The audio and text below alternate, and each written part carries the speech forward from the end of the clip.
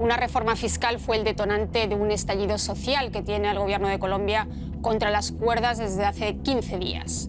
Las manifestaciones son ya las más sangrientas de este gobierno, con más de 40 civiles muertos. Organismos internacionales denuncian un uso desproporcionado de la fuerza para contener a los colectivos que reclaman cambios estructurales ante el aumento de la pobreza, la desigualdad y la corrupción.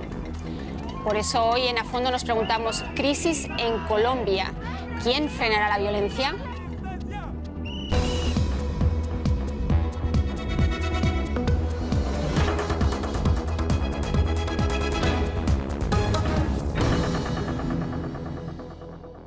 Un programa en plena ebullición social en Colombia, donde unos insisten en ponerle freno por la fuerza y otros consideran que se trata de reivindicaciones históricas necesarias que no se pueden postergar más. Les animo a discutir con nosotros en las redes. Ahora lo hacemos aquí con mis tres invitados que paso a presentarles. Edna Martínez es doctora en Sociología por la Universidad Libre de Berlín y presidenta de la Iniciativa de Mujeres Latinoamericanas. Actualmente hace un postdoctorado sobre política y conflicto. Edna opina que los acuerdos de paz buscaban reformas sociales, pero el gobierno los desechó y ahora está pagando las consecuencias. Gina Morelo, ahora de visita en Berlín, es periodista colombiana, profesora de la Universidad Javeriana y maestra de la Fundación Gabo. Según Gina, una generación que critica la desigualdad y reclama un verdadero Estado social de derecho no puede ser silenciada. Y Burkhard Bierke es periodista alemán de Deutschlandradio, que ha viajado incontables veces a América Latina para investigar desde la región. Burkhard dice que el gobierno no solamente tiene que dialogar, sino hacer verdaderas concesiones sociales y proteger a los más vulnerables. Bienvenidos a ustedes, bienvenidos a los tres hoy a este especial sobre Colombia. Gina, me gustaría empezar contigo, porque dices que a toda una generación no se la puede silenciar. Y empiezo con una pregunta un poco provocativa. Me gustaría saber entonces por qué los colombianos en las urnas callan, no asisten a las urnas. Quiero decir que la abstención en Colombia, dentro de América Latina, es altísima y cuando votan una y otra vez a gobiernos conservadores que perpetúan este modelo que parece ahora que están descontentos con él, pero no lo reflejan en las urnas, sí en las calles. ¿Cómo lo ves? Sí, es una situación realmente compleja. Gracias por la invitación para estar acá y hablar de mi país. Yo creo, sin duda alguna, que Colombia es una sociedad tremendamente polarizada. Vivimos escenarios de polarización desde hace muchísimo tiempo y eso precisamente se refleja en espacios como un plebiscito por la paz. Creo también, de alguna manera, que los gobiernos que han tenido el poder en el país no han sabido escuchar tampoco. Entonces, eso coadyuva justamente a un escenario de muchos silencios, ¿no? En ese espacio de silencios, unos ganan, otros pierden y así nos las hemos pasado.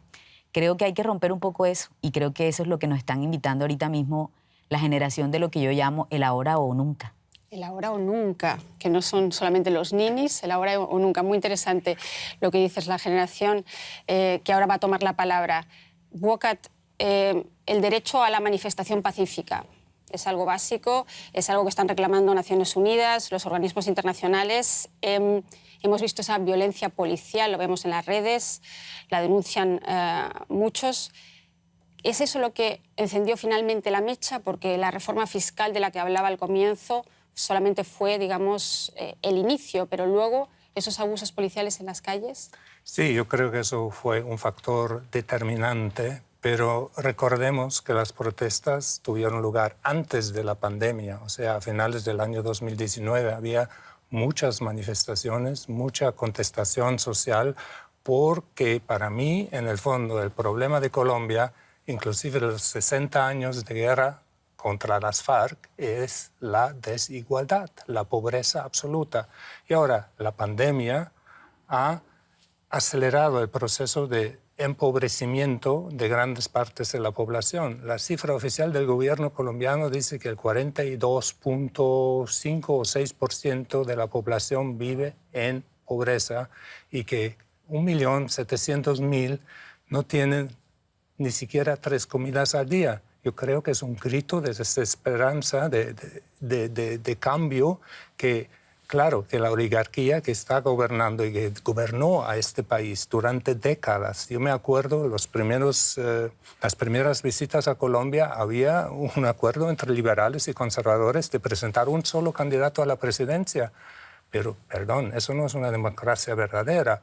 Claro, últimamente la gente puede escoger, ¿no? Pero antes... Ahora vemos entre qué pueden escoger, porque es lo que decía al principio, ¿no? Tampoco son 100 años ya de gobiernos liberales o conservadores, pero un mismo modelo económico. Edna, quiero volver al tema de la violencia policial porque parece, según todos los analistas y observadores, que realmente ha sido lo que mantiene a la gente en las calles. También la indignación, no solamente, evidentemente, la inequidad, el segundo país más desigual de América Latina, después de Brasil. La violencia policial. ¿Qué pasa con los cuerpos de la policía, el ejército en Colombia, que ahora mismo arremeten contra civiles? Están pidiendo también en las calles cambios integrales, ¿no? Sí. Dentro de la policía. Pues estamos viendo lo que ocurrió en Colombia durante muchos años, pero en el campo.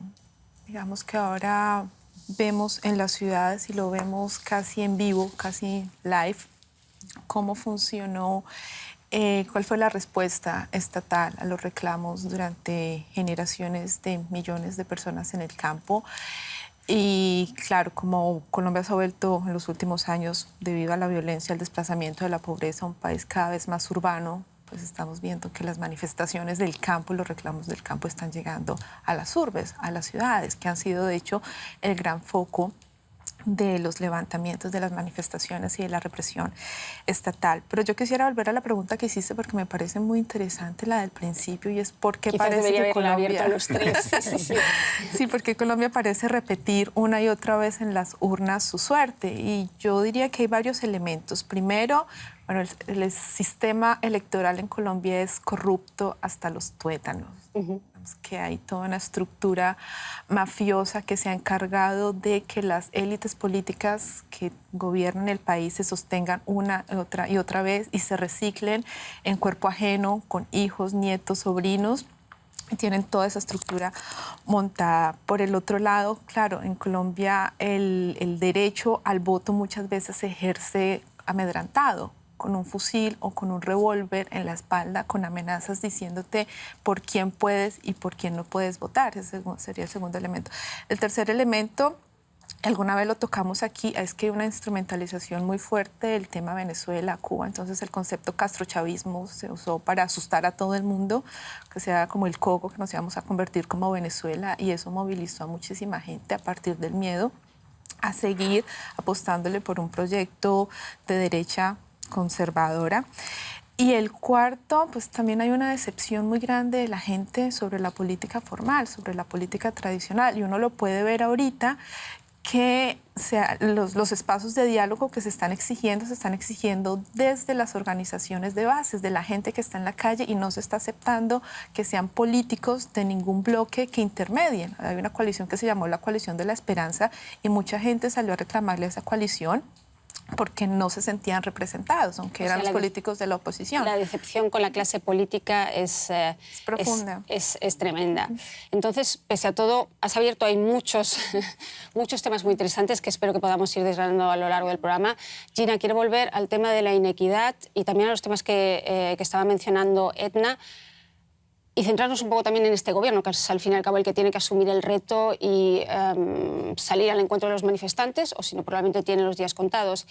A mí me gustaría saber qué tanta responsabilidad tiene el gobierno de Duque. Quiero decir que, lo mencionaba en cifras, el 10% de la población recibe el 50% de los ingresos, segundo país, ya lo decía antes, más desigual de América Latina, pero esa desigualdad viene ya desde principios de milenio y, de hecho, no se ha agravado tanto en los últimos años, sí en este último año de pandemia. Por eso, mi pregunta concreta es, ¿qué responsabilidad concreta tiene el gobierno que ahora mismo está desde hace 3 años en el poder? Yo creo que tiene una responsabilidad enorme. Claramente tú mencionas que todas estas situaciones de inequidad y de desigualdad en el país vienen de mucho tiempo atrás, de muchos años atrás, y otros gobiernos, por supuesto, han coadyuvado a que esa brecha se amplíe y se profundice. Sin embargo, algunos analistas económicos de mi país nos han manifestado que desde comienzos del gobierno Duque se debían haber tomado unas ciertas medidas importantes desde el punto de vista fiscal y no esperar hasta último momento, como es lo que hasta ahora estamos viendo, ¿no?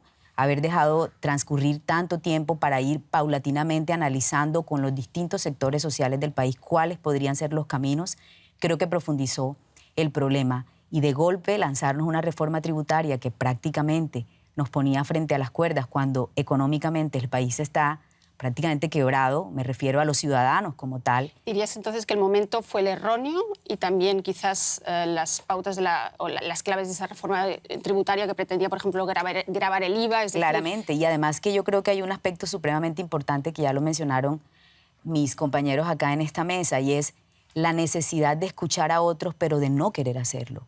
Es que sencillamente los diálogos en Colombia siempre se circunscriben a los mismos sectores políticos, y mientras eso no se rompa, mientras otras voces no entren allí, las medidas y las soluciones siempre van a ser las mismas, más impuestos para los mismos.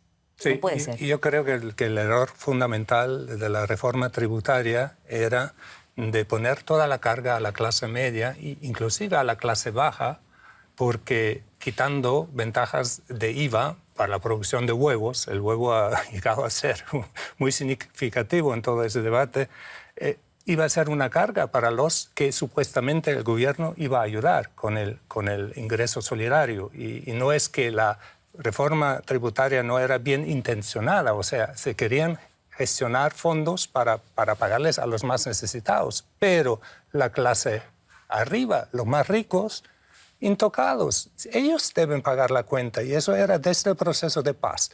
Era obvio que la oposición, la resistencia a la implementación del proceso de paz era eso. ¿Quién iba a pagar el desarrollo rural? ¿Quién iba a pagar los hospitales, las escuelas? Todo eso que exigía las FARC en las negociaciones y que se escribió en el contexto del texto del acuerdo de paz. ¿Quién iba a pagar eso? Claro, y la ayuda internacional, pero la oligarquía. Y eso es el gran problema de Colombia, que la oligarquía, la clase arriba, no quiere ceder, no quiere pagar para el desarrollo de los más vulnerables. Y un ejemplo, es muy polémico en este momento, en Colombia, 35 millones de pesos gana, $10.000 más o menos, gana un diputado del Congreso, un senador. Es 35 veces el sueldo mínimo. Y esa relación, ¿no? Esa relación es desproporcional por completo, aunque yo soy uno de los periodistas que dice que los políticos se tienen que súper bien pagar si no son corruptos, para que no representen otros intereses, ¿no? Pero esa desproporción... Delgada línea roja entre bien pagados y caer en la corrupción. Vamos a hablar del presidente de Iván Duque y de este gobierno que lleva 3 años en el poder y no es la primera vez que enfrenta protestas. Ya retiró la reforma fiscal, lo estamos escuchando, con la que quería paliar el efecto devastador de la pandemia, con 80.000 muertos y una caída inédita del PIB durante este último año. Pero la falta de empatía de un gobierno que se resiste a lamentar las muertes en las calles ha avivado el descontento. La presión popular es inédita. El presidente Iván Duque escucha los reclamos de los manifestantes tras casi 2 semanas de protestas en las calles. No encuentran una salida. Según los asesores del gobierno, son diálogos exploratorios. Pero las expectativas de los manifestantes eran mayores. Tras la reunión, dan por fracasado el diálogo y convocan un tercer paro nacional este miércoles. Las protestas han dejado hasta la fecha más de 40 víctimas mortales, según informó la Defensoría del Pueblo. Cali se ha convertido en el epicentro del descontento. Este martes, Duque hizo una visita relámpago para celebrar un consejo de seguridad. Ni la Constitución ni la ley están abiertas a ser sujetas del pisoteo de nadie. Y nuestra responsabilidad no es actuar con brutalidad ni demencialidad, sino actuar en el marco de todas las competencias y estricto apego a la protección de los derechos humanos. El origen de las protestas fue un plan de reforma fiscal del gobierno, pero ahora la ciudadanía exige más seguridad en la calle, mejor salud y mejor educación. ¿Podrá el presidente calmar el clamor popular? Ya, podrá calmarlo, quiero decir, se ha desplazado, ha salido por lo menos del Palacio Nariño, ahora se ha desplazado 2 veces a Cali. Ayer dio una conferencia de prensa con la ministra de Educación y ha ofrecido una de las reivindicaciones de los manifestantes o de varios colectivos, que es la de la gratuidad en la universidad, ¿no? En la educación superior, tecnológica, técnica, durante el segundo semestre. ¿Es un comienzo, Edna?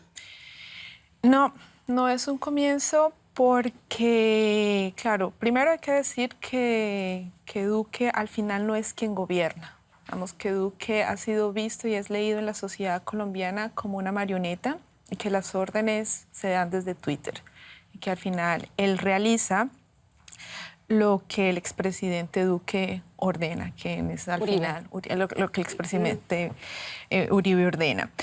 Y pues Duque ha sido famoso también por hacer muchas salidas en falso y decir cosas que no son. O sea, el tema de la gratuidad fue algo que se ganó en las movilizaciones pasadas y que venía del pliego de las movilizaciones y de las marchas de estudiantes. Entonces, como en el 2019, ese fue uno de los puntos centrales y no se realizó y ahora lo vienen a usar como una estrategia para desmontar a la gente. Entonces, siento que la gente entendió, o sea, porque también se hizo el anuncio de que se acababa el proyecto de reforma y no sabemos realmente si eso ha sido así. Hay que hacer un proceso en el Congreso para que eso pase. También se hizo el anuncio de que se acaba la reforma a la salud, porque es que al final hay 4 reformas que son claves y sustanciales para los y las trabajadoras en Colombia, que son como que tocan la educación, salud, educación, pensión, ¿no? Salud, educación, pensión y laboral. Son elementos nucleares. Entonces, sí, el tema es que la gente está harta de un gobierno que no solamente no oye, no atiende, no se duele, sino que gobierna para las élites, para las oligarquías y adicionalmente que ha permeado las instituciones de una estructura narcoparamilitar. Es que uno ve todos los días, salen noticias de personas cercanas al gobierno, de familiares cercanos al gobierno, con vínculos con paramilitares, con vínculos con narcotraficantes en las cárceles de muchos lugares del mundo. Son los problemas estructurales. Son problemas estructurales. Porque es obvio que los paramilitares siempre hacían el trabajo sucio, a veces en el nombre del gobierno, a los militares, que había cooperación entre policías y militares con los paramilitares para hacer trabajo sucio, por ejemplo, desalojar gente de campos o de terrenos para poder hacer grandes plantaciones de palma africana y todo eso. Eso es bien conocido, pero yo quiero ir más allá. El modelo neoliberal que está persiguiendo el presidente Duque y Colombia, yo creo que está frente a un fracaso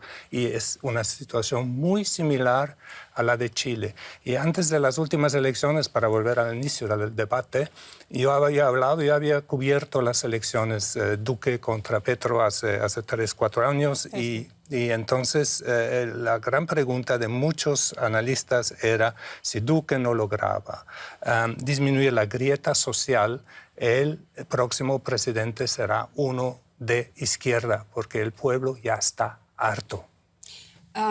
Esa pregunta quería más bien abordarla al final del programa, si Petro realmente tiene posibilidades o no, porque siempre se asocia a Petro con el comunismo, está estigmatizada siempre la figura de la izquierda, ¿no?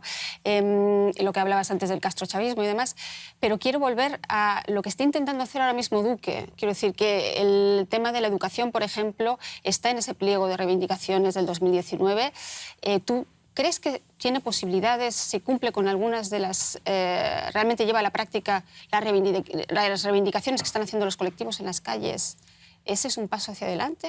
Y además su gobierno probablemente lo va a sostener. Falta un año solamente para las elecciones, ¿no? Claro, sin duda alguna es un paso hacia adelante, pero también surge entre todos los colombianos la falta de credibilidad.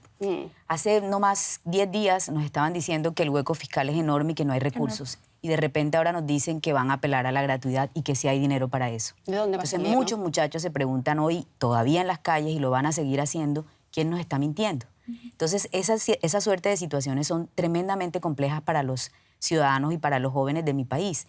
Yo particularmente creo que estamos frente a un escenario de un gobierno que planteó una reforma, apeló a la represión, intentó sostenerla, no quiso escuchar, de repente quiere sacarse de la manga algunas respuestas y algunas soluciones y creo que no va a cumplir ninguna. Pero sin embargo, yo creo, para calmar la situación actual, yo creo que la situación, según mis fuentes allá en Colombia, es muy, muy tensa y lo que hay que evitar de toda forma es un estado de conmoción. O sea, porque si el presidente empieza a mandar por toda Colombia militares y policías para controlar la situación, yo creo que se forma una verdadera guerra civil. Eso hay que evitar a toda costa. Por eso, y lo dije también en mi cita inicial, hay que hacer concesiones urgentes, ¿no? Y bueno, Duque, títere o no de Uribe, pero si escuchar al expresidente, porque el expresidente en esos días salió en la radio diciendo hay que dar gratuidad de universidad a todos los estratos 1, 2 y 3, son los más vulnerables, sí. Hay que dar un ingreso solidario a no solamente 3, sino a 5 millones de colombianos. En este caso, Duque debería escuchar a Uribe para calmar la situación en lo inmediato y abrir un diálogo con todos los sectores, sobre todo los jóvenes, para calmar la situación. Uribe aparece siempre con la figura salvadora, ¿no? En todas las crisis, ahora apoya a Duque, pero no del todo, es decir, siempre parece como la figura salvadora, el populista que está detrás en las redes. Ya que mencionabas ese ingreso solidario, yo tengo que hacer aquí de abogado del diablo, porque además entre los tweets que nos llegan de los telespectadores también los hay que valoran determinadas cosas que ha hecho este gobierno. Ese programa solidario, ese ingreso solidario que ha ayudado a 3 millones de personas, está el PAEF, ese programa de ayuda al empleo formal, esos subsidios a las nóminas que ha apoyado a 4 millones de colombianos. ¿Qué es lo que tendría que haber hecho? Y no digo ahora un gran pliego de... ¿Qué es lo que a tu juicio, Gina, ha faltado por hacer en estos últimos 3 años que hubiera sido fundamental? Para mí, sencillamente, dialogar. Es muy aburrido que uno como periodista... establezca un diálogo con un presidente que sale por televisión y que no acepta preguntas, ni contrapreguntas, muchísimo menos. O sea, estamos frente a la versión colombiana del aló presidente, sí. Y yo creo que eso le hace muchísimo daño a la sociedad. Ahora, hay un tema supremamente relevante y es que esta exclusión permanente de la construcción de un diálogo es un retroceso tremendo cuando firmamos un acuerdo de paz. Y entonces decimos, ¿hacia dónde vamos con esto? Como una suerte de país a la deriva no puede ser, y no queremos el país a la deriva. Queremos que se respeten los procesos y los diálogos. Yo creo que si realmente el gobierno tuviese la intención de escuchar a nuestros jóvenes y escuchar a las comunidades indígenas y escuchar a la gente del campo que ha tenido los reclamos históricos, podrían empezarse a tejer verdaderas vías de construcción en Colombia. Pero lastimosamente hay como un bloqueo tremendo y de repente se abren los espacios para dialogar, pero comenzamos a ver en la mesa sentados a los mismos de siempre. Entonces los muchachos de las calles dicen, ¿cuándo nos van a dar la posibilidad de estar allí? Pero yo siento que, claro, la apuesta tiene que ser por un diálogo nacional, pero es que ha habido muchos sectores y muchos espacios de diálogo. Y si uno analiza el proceso de paz, digamos que fue como el gran diálogo nacional en su momento, donde se estaban generando las estructuras o se abrían las puertas para hacer cambios y reformas que el país necesitaba, para sortear de una u otra manera la crisis económica y política que ahora nos está explotando en la cara. Entonces, como que el diálogo sin acciones concretas al final no resuelve nada. Entonces, ha habido muchísimos espacios de diálogo. Yo creo que ese no es necesariamente el problema. El problema es qué pasa después. ¿Qué pasa con los acuerdos? Los acuerdos no se cumplen. ¿Por qué no se cumplen esos acuerdos? Y no se cumplen, por un lado, porque Colombia está inserta en un modelo neoliberal donde hacer ajustes en política social significa quitarle privilegios y riqueza a los más ricos en Colombia y a las empresas extranjeras que tienen su capital invertido en Colombia. Y por el otro lado, porque hay una élite empecinada en que los derechos en Colombia siguen siendo privilegios y los derechos son para muy poquitas personas. Sin querer defender al gobierno, pero también hay que mencionar que el PIB, Producto Interno Bruto, disminuyó en un 6.8%, o sea que las posibilidades también y los impuestos también bajaron tremendamente. Eran menores y no se podía cumplir, por ejemplo, todo lo que se había acordado con los grupos indígenas en el Cauca, pero eso solamente... Por ahí va mi pregunta, precisamente, Bocat. ¿Han sido demasiados retos para Duque? Quiero decir, una pandemia, un proceso de paz que implementar en un país como Colombia, que no conoce otra cosa que la guerra. ¿Le han explotado en la cara todos esos retos? Sí, yo creo que sí, que no ha manejado, por ejemplo, la situación bien, en el sentido de que no ha conversado bien con la oposición, inclusive en el Congreso. Pues yo quiero introducir una reforma tributaria, una ley, pues yo hablo con la oposición para ver cómo se pueden incorporar los intereses también de la oposición, o dialogar con los sectores de la sociedad civil, ¿no? De los jóvenes, de todos, para ver, o buscamos un préstamo por el Fondo Monetario Internacional, o hablamos con Alemania, denos 2.000 millones de préstamo en dólares o algo para hacer un programa educativo. Yo creo que ahí ha fallado el presidente en ese sentido de buscar el diálogo. Él buscó el diálogo en el 2019, pero dio promesas, pero las promesas no se cumplieron o no se podían cumplir según interpretación por la pandemia también. O sea,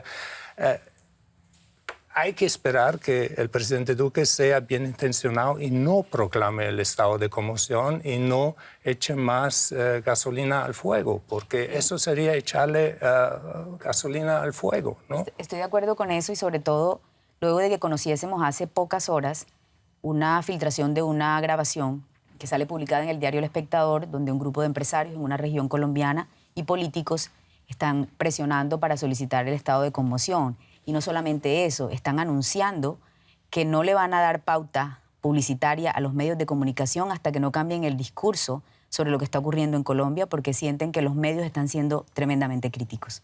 Cuando estamos frente a escenarios como ese, claramente desproporcionados en todo sentido, uno tiende a asustarse más, porque yo incluso creo que ni siquiera nosotros, los colombianos, veíamos venir todo lo que está pasando ahora. Yo creo que a todos nos ha tomado por sorpresa.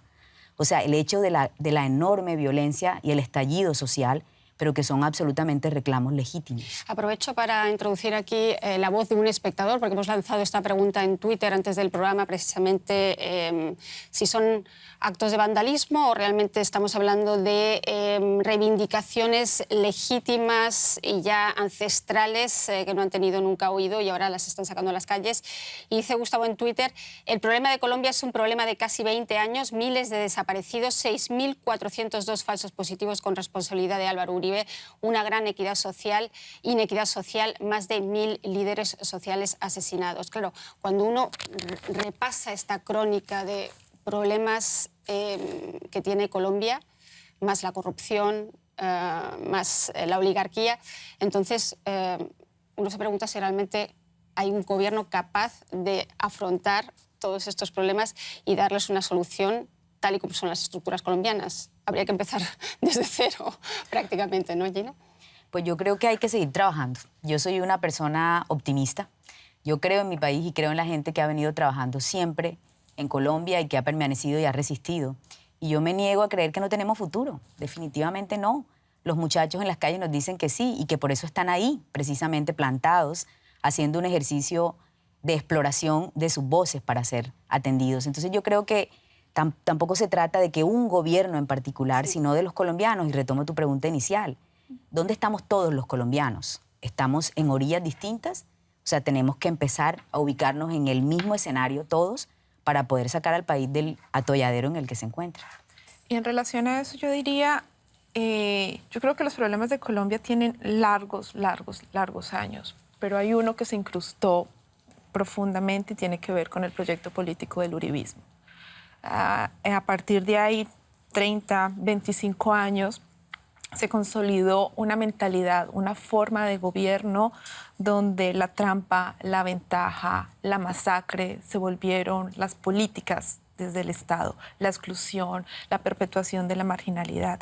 Yo creo que para dar el paso, para cerrar este capítulo, esta horrible noche que está viviendo en Colombia, es necesario que el uribismo vaya a la justicia, que se haga justicia, que sepamos cuáles son los vínculos, o ya se saben muchos de los vínculos, pero que por fin hay unas sentencias que le muestran a la sociedad colombiana que hay justicia. Yo pienso tristemente que eso no va a ser posible dentro de las instituciones colombianas porque están todas permeadas por el uribismo. Controlar jueces, magistrados, fiscalía, defensoría, todas las instituciones están en sus manos. Yo creo que tenemos que apelar a algún tipo de cortes internacionales. Necesitamos que las cortes internacionales pongan sus ojos en Colombia y nos ayuden a pasar este capítulo de que es el uribismo. Sin embargo, visto que eso no ha tenido muchos resultados en otros países de América Latina. Sí. Sin embargo, la JEP, la Justicia Especial para la Paz, ha producido algunos resultados también contra el gobierno.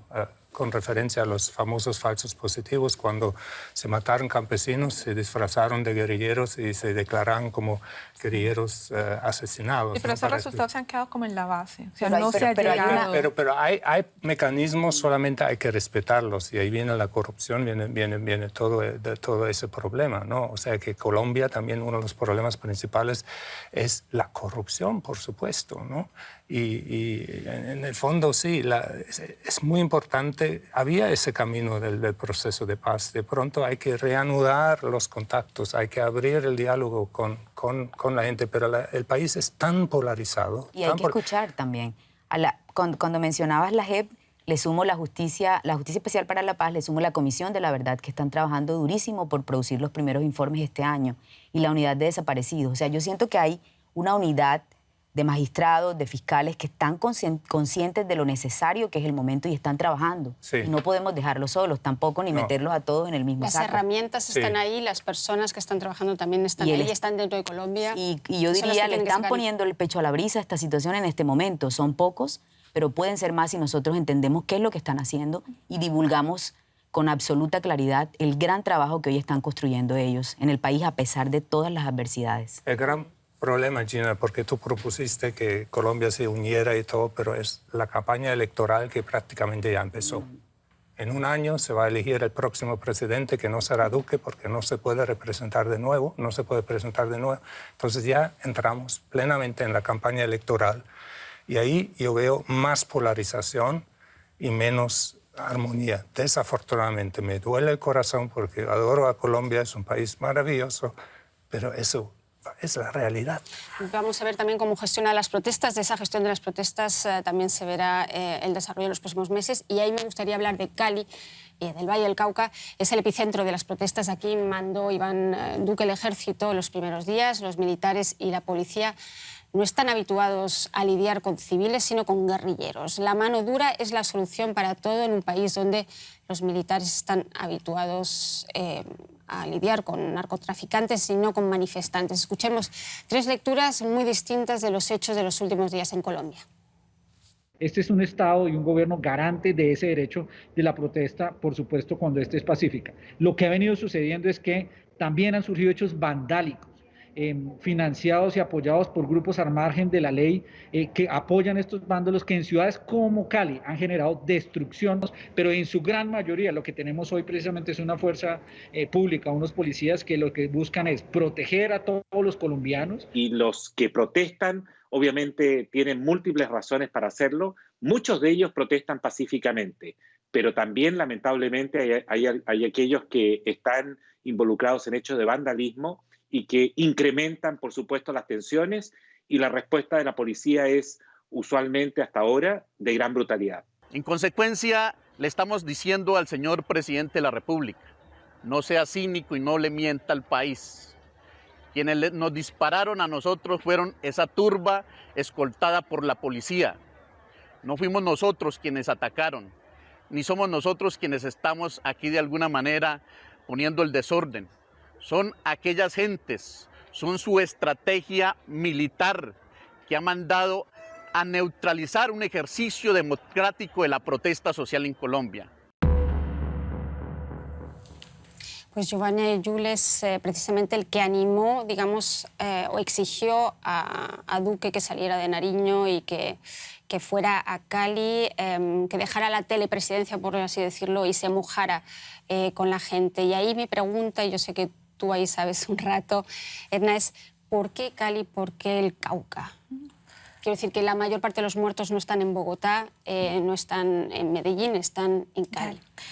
Bueno, Cali tiene una particularidad, y es que es una sociedad que expresa el racismo profundo de la sociedad colombiana. Es una sociedad donde tú ves unas élites muy blancas, dueñas de los ingenios, de las industrias, de las empresas, y una gran masa de gente negra, gente afro, gente mestiza, de colores, e indígenas, que están en los estratos más vulnerables, más pobres. Entonces, esa mezcla entre racismo, desigualdad social, clasismo, reclamos por temas territoriales también. En el Valle del Cauca hay muchos conflictos que tienen que ver con la propiedad y la posesión de la tierra entre los terratenientes, los indígenas y las comunidades negras. Entonces, todo este cóctel hace de Cali una bomba de tiempo donde todas las desigualdades del país se mezclan, se nutren y se alimentan, y donde podemos ver, como efectivamente hemos visto estos días, que hay unos sectores de élite de clase blanca armados que consideran a los que no son de su clase no ciudadanos y se consideran con el derecho legítimo a asesinarlos. Estábamos viendo cómo en ciertos sectores de clase alta en Cali salieron armados con fusiles de alto calibre, con pistolas, disparándole a los manifestantes, y hasta el momento no hay un solo caso llevado ante la justicia. De hecho, se pueden ver en las imágenes cómo la policía apoya y respalda este tipo de acciones. Entonces es como una expresión en muy pequeño de cómo funciona la sociedad colombiana en su gran dimensión. Yo a veces me pregunto el papel del narcotráfico en todo esto, porque en el Nariño, en el Cauca, en el Valle del Cauca, hay mucha presencia del narcotráfico, ¿no? Sí, Cali fue durante mucho tiempo, y yo estoy segura que sigue siendo, pero a otro nivel, capital, una de las capitales más importantes para el tráfico de estupefacientes. Como la familia Ochoa venía de Cali, el cartel de los Ochoa, y esas estructuras no se han ido, han bajado un poquito el perfil, pero siguen muy vigentes y siguen muy presentes. Infiltrados en las manifestaciones, ataques contra los manifestantes, es un grupo también de gente que protesta muy heterogéneo, con demandas muy distintas. Hay un cierto peligro, Gina, de que también los indígenas se acaben convirtiendo en chivos expiatorios. Quiero decir, que escuchamos desde el gobierno los bloqueos, las protestas acaban perjudicando a los conciudadanos, acaban perjudicando al trabajador, a la gente más humilde, a la gente precisamente que está en situación de vulnerabilidad. Es decir, el gobierno está un poco colgando la responsabilidad también a los indígenas y a los que están protestando ahora mismo en la calle, ¿no? Yo creo que si la narrativa del gobierno se enfoca específicamente en considerar que todos son vándalos, vamos a estar en gravísimos aprietos y problemas, porque nuevamente es desconocer todos estos reclamos históricos con mucha justicia que hacen todos los sectores sociales del país, entre esos las comunidades indígenas. Estamos frente a un escenario que no se quiere cambiar desde el gobierno, y eso es lo que a uno le causa temor, de ponerle enseguida la marca a todos los que están en la calle, a los que están gritando, a los que están caminando, a los que se están manifestando pacíficamente. Por supuesto que hay hechos violentos y por supuesto que se han colado vándalos en todo este estallido social, pero decir que son todos es verdaderamente injusto. Aquí me gustaría también aportar otro comentario de un televidente. Simplificar la discusión a demandas versus vándalos no tiene sentido. La pregunta sería cómo llegó la población a este nivel de insatisfacción y falta de credibilidad de un gobierno, cómo contribuyó el gobierno actual y previos a la inequidad extrema del país. Hemos recibido muchos comentarios de este tipo. Volviendo también al Cauca, estamos viendo que se está gestionando de manera muy distinta en determinadas partes del país. En Bogotá, por ejemplo, la alcaldesa dijo: salir a protestar no nos puede costar un ojo, y han mandado 22 equipos de verificación de derechos humanos a las calles. Es decir, hay distintas formas de hacer política en Colombia ahora mismo, ¿no? Sí, es cierto. Parece que sí, hay diferentes actitudes y, bueno, si hay que poner algo en favor del gobierno, hay que decir que el 28 de abril, cuando todo empezó con el paro nacional, el paro era prohibido por el tribunal. Sin embargo, no fue suprimido completamente. O sea, Duque en esos días varias veces ha reconocido el derecho legítimo constitucional a manifestar, a pesar de que había órdenes de prohibición. O sea, eso hay que tenerlo en cuenta. Pero yo quiero ir más allá. Es un fenómeno en toda Latinoamérica. Pensamos en Ecuador, que el entonces presidente Lenín Moreno, por una alza en los precios del combustible, casi lo sacan del oficio. Piñera en Chile. El descontento social por la desigualdad no solamente es un fenómeno de Colombia. Yo quiero realmente llevarlo al nivel meta, ¿no? O sea, sí, toda Latinoamérica está viendo. Venezuela es otra cosa, porque también hay una clase oligarca, pero de izquierda, que está explotando el país, ¿no? A ellos no les va mal, pero el país está en una catástrofe.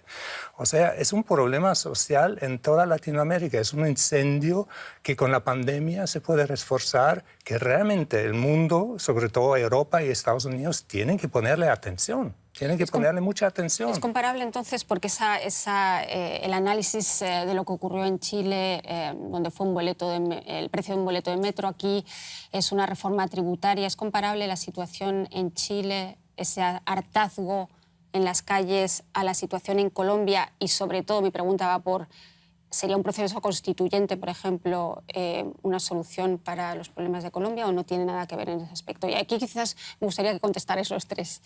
Yo diría que lo que tiene en común, como dice Oscar, es la pobreza. O sea, nuestras sociedades son profundamente desiguales. Colombia es el país más desigual del continente y el segundo o tercero del mundo. Eso significa no es que sea un país pobre, sino que es un lugar donde muy pocas personas tienen mucha riqueza. O sea, el nivel de vida de los ricos en Colombia es absurdo, ni siquiera lo tienen los ricos aquí en Alemania. Y son ricos que le restregan constantemente a la gente que no son gente, no los tratan como personas. Entonces esa combinación entre pobreza material y exclusión sistemática, exclusión política, exclusión cultural, exclusión artística, como que la gente en Colombia se hartó de que siempre le estén recordando que no son personas. Como la pobreza material es un problema, pero está toda la estructura que sostiene un Estado y un aparato desigual. El proceso constituyente no sería lo mismo. Proceso constituyente, yo creo que Colombia se ufana de tener una de las constituciones más progresivas del mundo. Yo creo que la apuesta, si la hay, debería ser el proceso de paz. Es que el proyecto de paz, la discusión de paz, buscaba de una u otra forma lidiar con eso, generar algunas estructuras. Yo creo que la gente no entendió que el proceso de paz no era para las FARC, sino que era para la sociedad colombiana. Perdona que te corte, quiero que los tres contestéis. Sí, Burkhardt. Sí, yo no sé si una nueva constituyente en el caso de Colombia sería la solución. Yo creo que hay que ayudarles a los más vulnerables, tomando créditos con el Fondo Monetario, lo que sea, y buscar un diálogo con todos los sectores, un diálogo incluyente. Eso me parece muy importante. Yo me puedo imaginar que eso podría ser la solución. Como dice Gina, hablar, escuchar. Sí, y no un diálogo de sordos y mudos, o sea, porque en Colombia yo creo que la gente se descarga con todas sus preocupaciones, pero no escucha. Gina, tú también quiero que digas. No creo en una constituyente en este momento y yo estoy de acuerdo cuando pensamos que lo que se tejió en el acuerdo de paz era justamente una respuesta muy positiva a todas estas demandas históricas. No escuchamos y no atendimos y ahora estamos en todo este problema. Muchísimas gracias a los tres, muchísimas gracias a ustedes por estar hoy con nosotros. Ya lo ven, escríbanos en nuestras redes sociales, les leemos, les escuchamos y se lo mandamos a nuestros expertos que están aquí para contestar y para hablar con ustedes. Hasta la próxima.